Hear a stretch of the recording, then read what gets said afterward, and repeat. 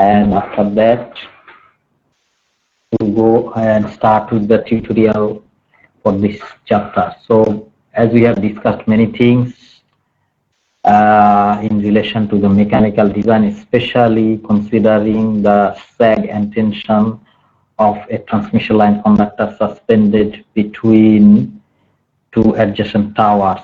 We saw many things, and those things are into the scenario when we talk about the economy. Every time we do any design or any planning or implementation in power systems, we need to remember about the economy. So it's coming here again. So economic span length, meaning we saw that, or we understood that if we decrease the number of towers for a certain length of a transmission line, then we can reduce the cost. But if we reduce the number of towers, the span length is going to increase, and that will increase the sag of the conductors, and that will reduce the ground clearance that is required as per government regulations. So all those things are coming here. So when we choose the economic span length, we need to consider all of these that we see on this slide. The first one is the size of the conductor, because the size of the conductor is related to its weight, and weight is related to the sag directly. So that's that one. And then the material, what material we would use, is it copper, is it aluminum, because the material will determine many things in relation to sag and tension. It will determine the weight per unit length, per meter or per kilometer, right? And in terms of other electrical features, it will determine the resistance of the conductor. It will determine how much current can be carried by this conductor, or how much will be power loss, and many other things will be related to that material that we choose for making a conductor. And then number of conductors. Normally we have a general idea or general conception that we use one conductor for one phase. That I was talking to you yesterday. It's not one conductor. We use a number of strands to make one conductor. And again, on top of that, we don't use one conductor made up of a number of strands. Actually, in long, high voltage, high power transmission lines, we use a number of conductors. Each of those conductors are made of a number of strands themselves. So if we choose an economic span length, we need to consider that how many number of conductors for each phase should be there.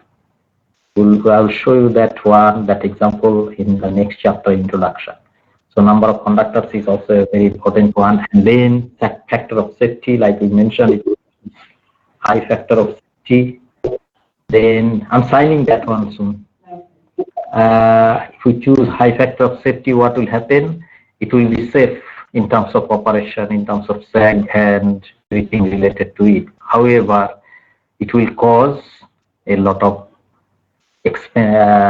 expenditure in terms of the conductor material and infrastructure required for the system. That's why you see the words cost of erection, hardware fittings, insulators are there. And then the next point, third bullet point, is the wind and ice loading and the temperature range. We saw that wind will blow over the surface of the conductor horizontally and will cause some effect on the resultant loading of the conductor, and hence the sag will change. The same applies to ice covering, meaning ice loading. We need to assume, because we're planning for future 25 years, 30 years from the time of planning. And when a long transmission line is run from a distance to another distance, for example, you're running a transmission line from Cape Town to Durban. Now Cape Town is cold, Eastern Cape, some locations are very cold. We find snowing in those areas during winter time, while we don't find anything in Durban. So if some specific regions for that transmission lines have that possibility, we have to take that into account.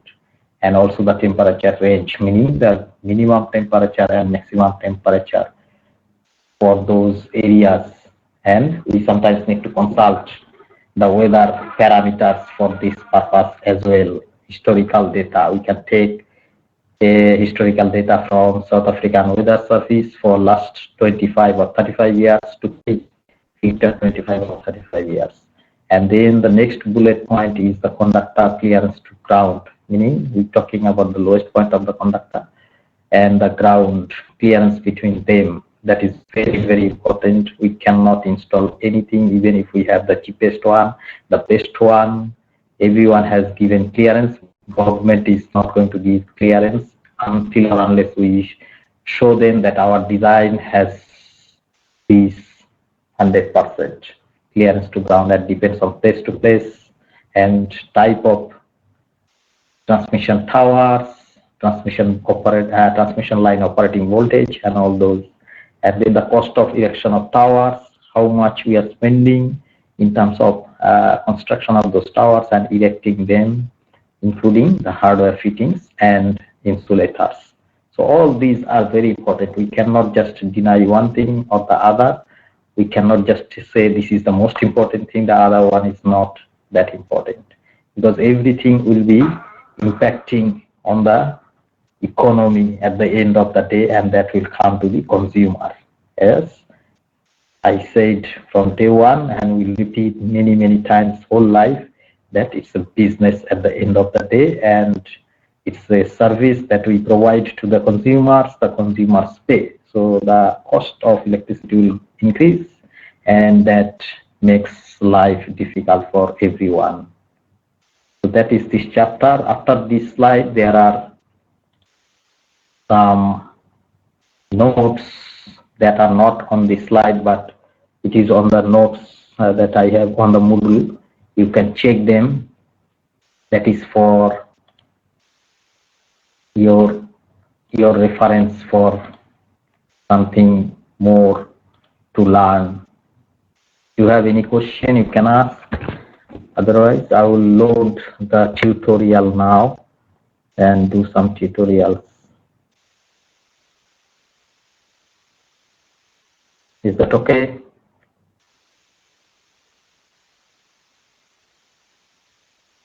Okay, let me go and load the tutorial.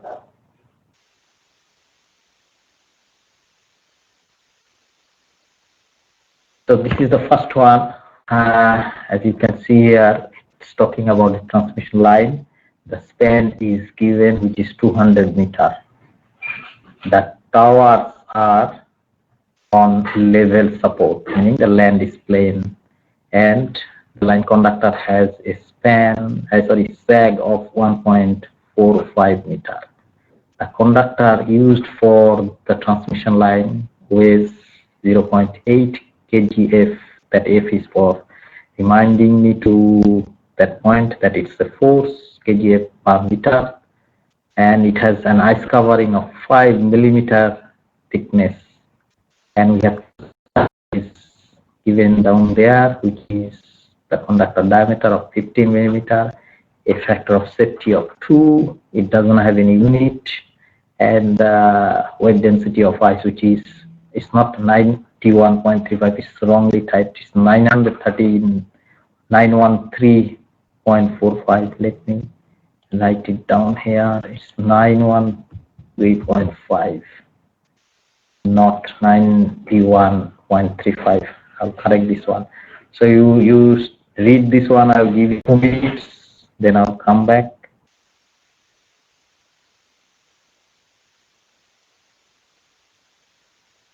Have you started to do this? The first thing is that to start the solution, you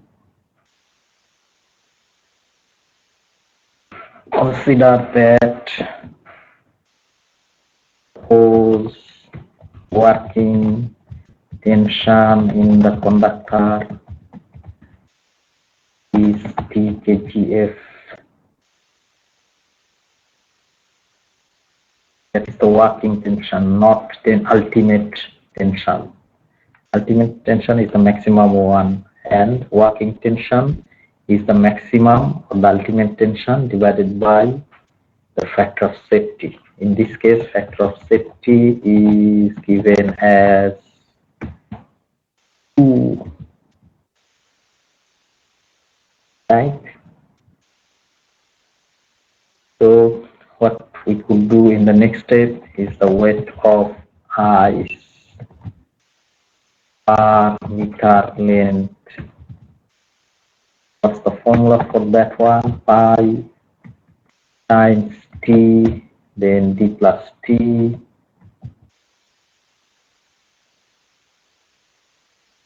times 10 to the power minus 6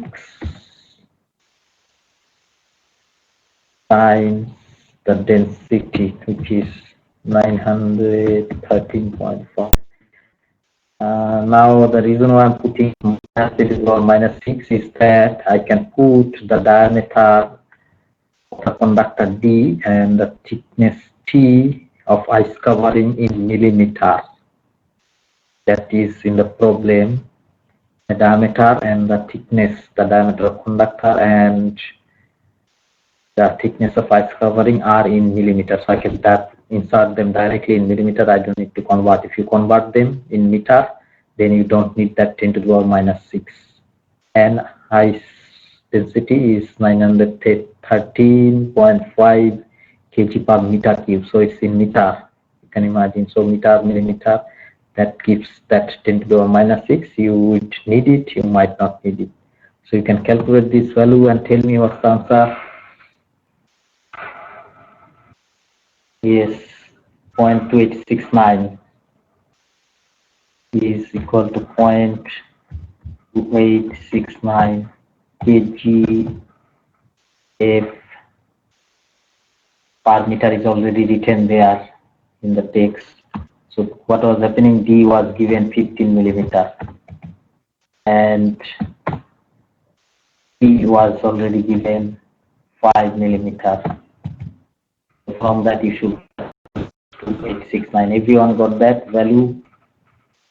Can anyone else confirm that?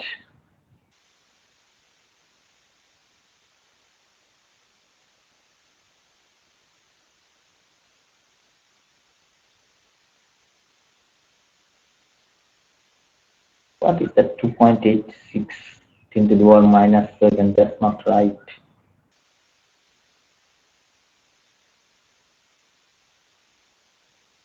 Yes, you have to leave it in millimeter. That's why I explained that you can use that millimeter directly and then you just multiply it by 10 to the power minus 6. If you convert the millimeter to meter, then you don't need that 10 to the power minus 6. You convert the millimeter to meter for diameter and the thickness of ice covering, then you don't need that 10 to the power minus 6 at all.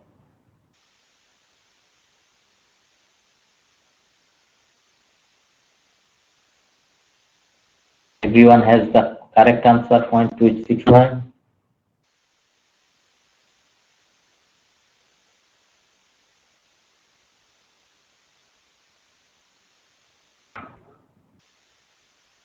That's good.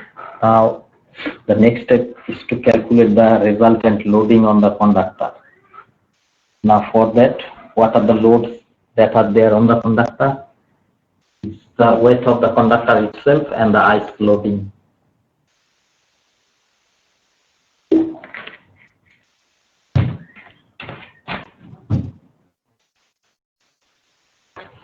So weight of the conductor is given there.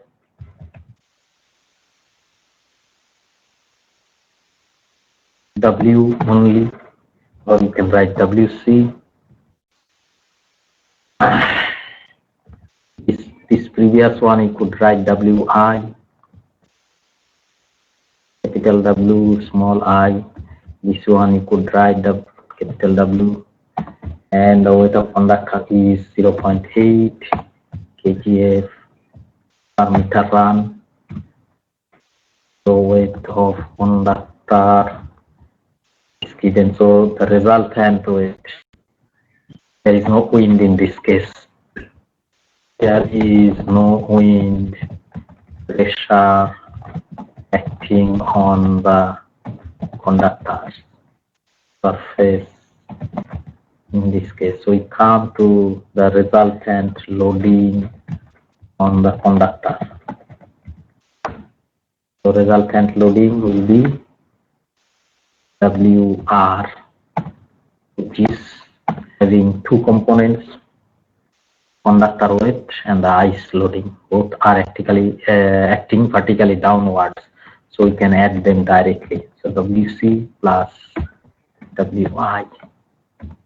So WC is 0.8 plus 0.2869, so it becomes 1.0869 kgf per meter.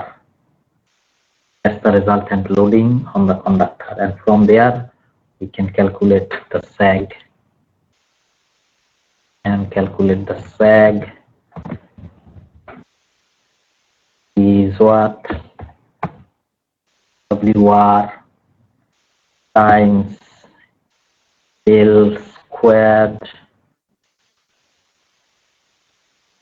is small l, it looks like I. WL squared over 8T. It is 2000, which is given, so it's equal to now what you calculate, and L is given there is 200 meter, and T is given there, which is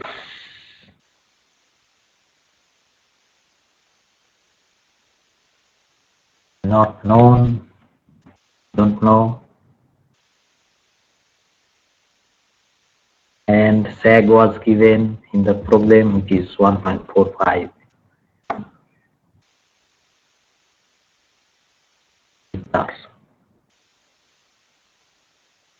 So from this we can calculate T. So when you have the value of T, you can tell me what is the value of T. Anyone with the answer? T is 3748.28. That's somehow correct. I have 3747.93, so you have 3748, which is okay. 3748.2322, which is also okay. So T is 3748. I think that 22 or whatever, 28, which is fine, kgf. Now we need to calculate the ultimate tensile strength. You see in the problem what they asked, to calculate the ultimate tensile stress is the double of that because of factor of safety. So ultimate tensile strength is working tension times, which is T, working tension is T, times of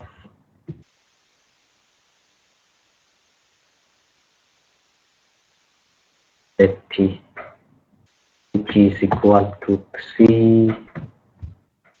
3478.28 times 2 is equal to, what's the answer?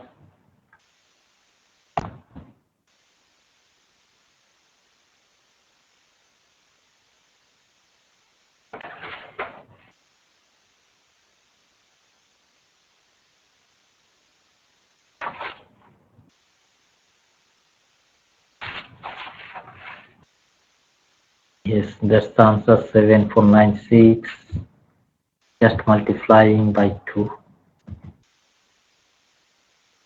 Plus 2, then it's 4, 4. Otherwise it will be 5, 6.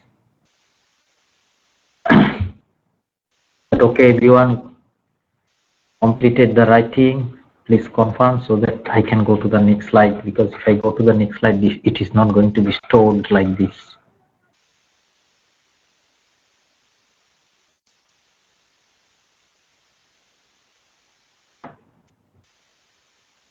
Is everyone okay?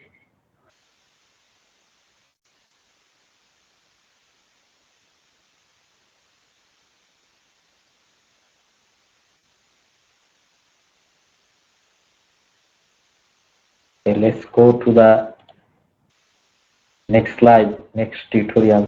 Before I go, please stop me if you have to or any question. Okay, let's go to the next one. As you can see, it's again a transmission line. The span is given, which is 300 meters, and the towers are between level supports. So the conductor diameter here is 20 millimeters, and the conductor weight is given is 850 kg per kilometer. The maximum tensile strength is given 8,000 kgf for the conductor material. The conductors are subjected to radial ice covering of 10 millimeter thickness. So ice covering is there. The thickness of ice covering is 10 millimeter. Horizontal wind pressure working on the conductor surface, which is 40 kg per square meter. Given there, and we have to find out the sag of the conductor considering a factor of safety of 2, while the density of ice is given 913.5 kgf for 1 cubic meter ice. So read it for 1 minute, then I'll come back. So the solution will start with the span is given L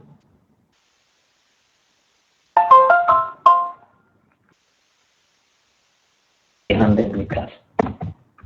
What else is given? Conductor diameter. So D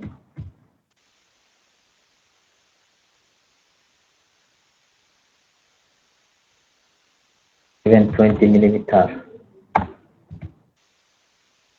Conductor weight is given 150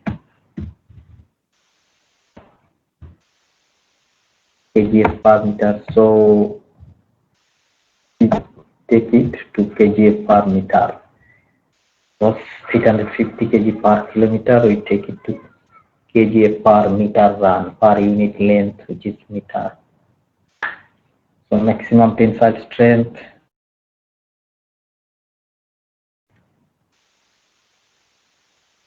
is given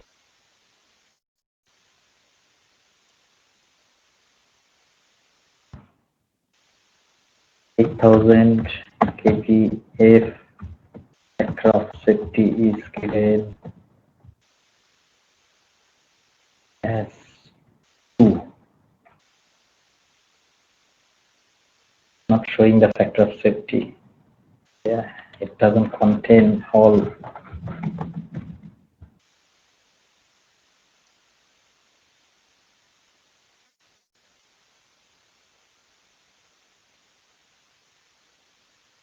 Right, so from these given parameters, what we can start with is the working tension in the conductor. P is U over 2, which is going to be 4,000 kgf. Working tension in the conductor. That is the one that goes into the sag calculation. What else we have from the problem? We have radial thickness of ice covering.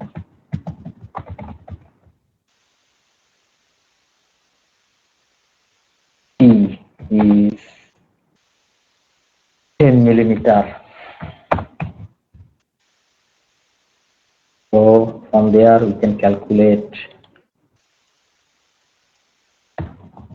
ice loading, which is Wi equal to pi E times D plus T times 10 to the power minus 6 for keeping the D and T in millimeter times density of Earth 913.5. So you calculate and tell me the value of this loading in kgf per meter. What is the value here?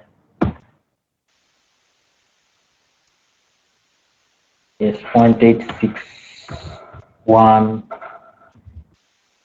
kgf per meter. That's the ice loading. Now we can calculate wind loading. Because wind pressure is there. So this example, wind loading, we show it as WH. Horizontal, H is for horizontal. The wind loading is calculated as the formula was derived T plus 2T times T is the wind pressure times 10 to the power minus 3 because it's T plus 2T. It's going to be added, and for conversion to millimeter to meter is 10 to the power minus 3 because it's 1. There is no multiplication. There was T outside millimeter and then millimeter. So what is the value for this one? T is 40 kgf per meter square. It's given 40 kgf per meter squared.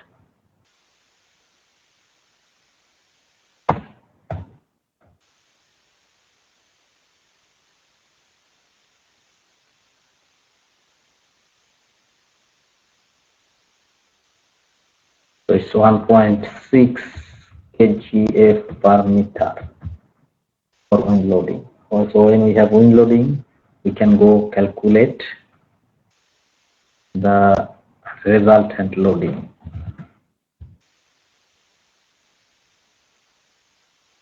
On the conductor. This WR is equal to square root of WC plus WI squared plus WH squared. So what's the value of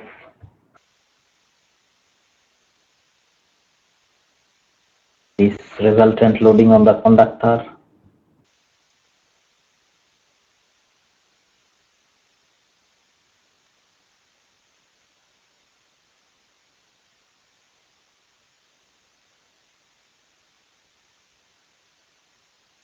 Is 2.343 kgf per meter. When we have that, we can calculate the sag. So which one I can delete now? Not enough anymore. Can I remove all these things, or sag you can calculate?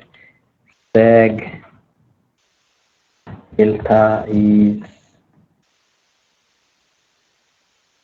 equal to WR times L squared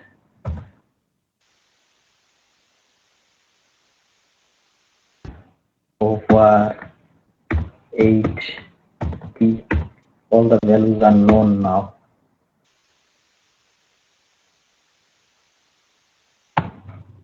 The unit will be meter. What is the value of sag delta?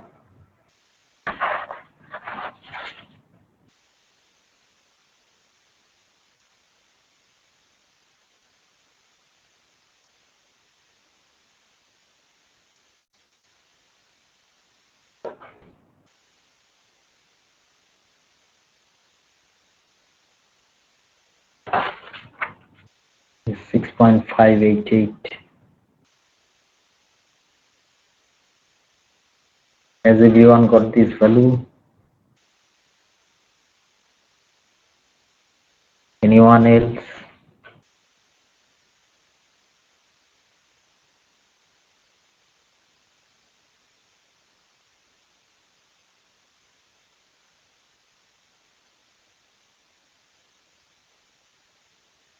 That's good. But one thing I'm worried now, I don't see many of you and your friends, colleagues, they are not attending the lectures. I see today we have 27, and out of that 27, one is me. It's 26, not even half.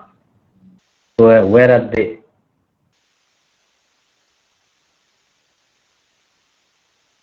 Where are the others?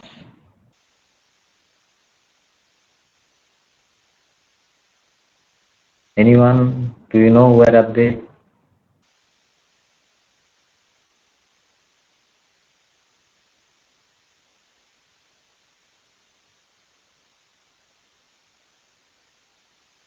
No idea. So no one knows, then what we must do. If no one knows where they are, then what is the next step?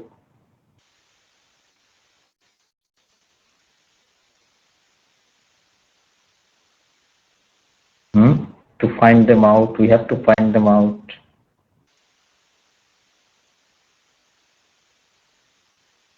What's the next step? What's your suggestion? I have one, I can tell you, but let me hear you first.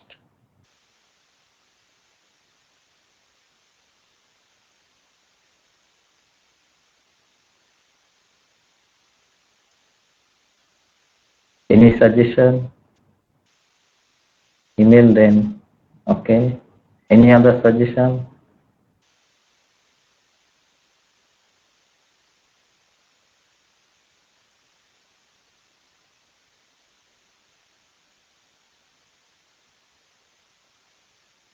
Ibusi sir, what's your suggestion?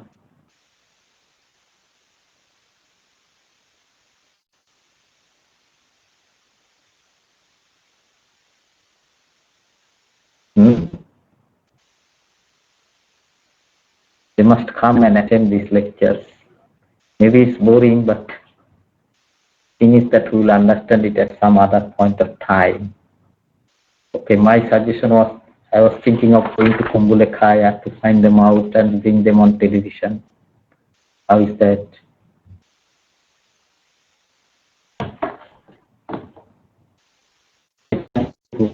If someone is lost, we'll bring them on television Wednesday in the evening.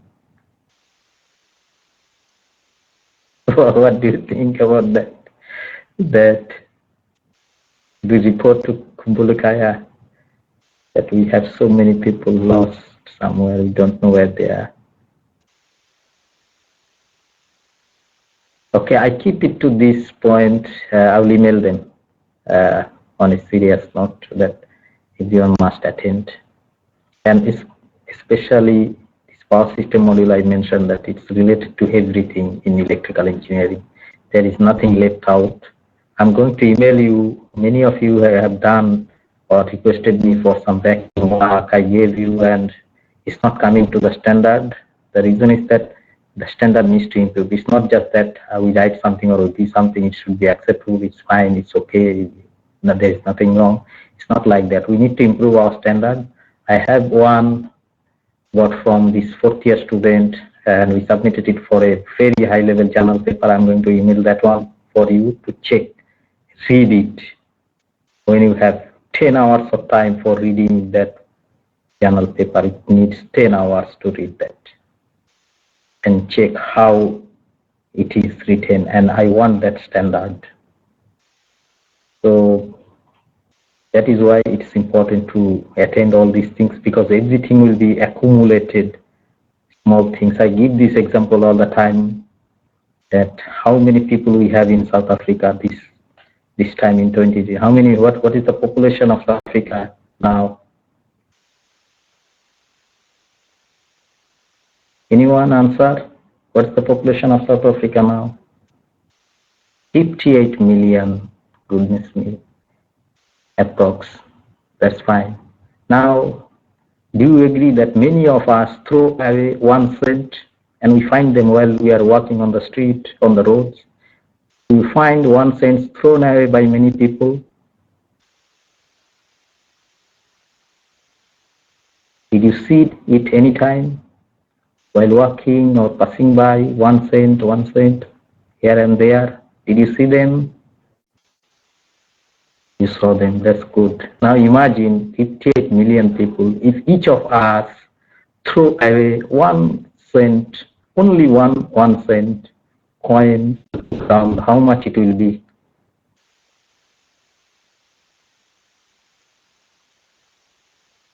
If 50 million people are there and each of us throw away 1 cent coin, how much it will be if we collect them?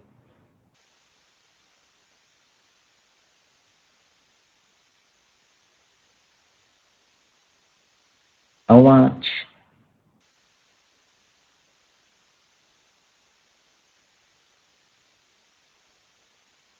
Give me the answer. It's grade 2, grade 1 answer question. Which grade? What's the answer? Anyone?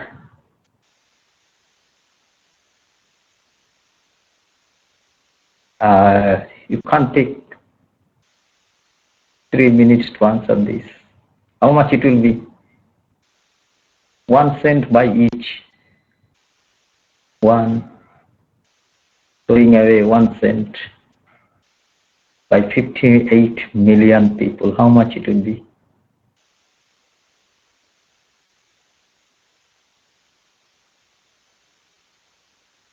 Hmm?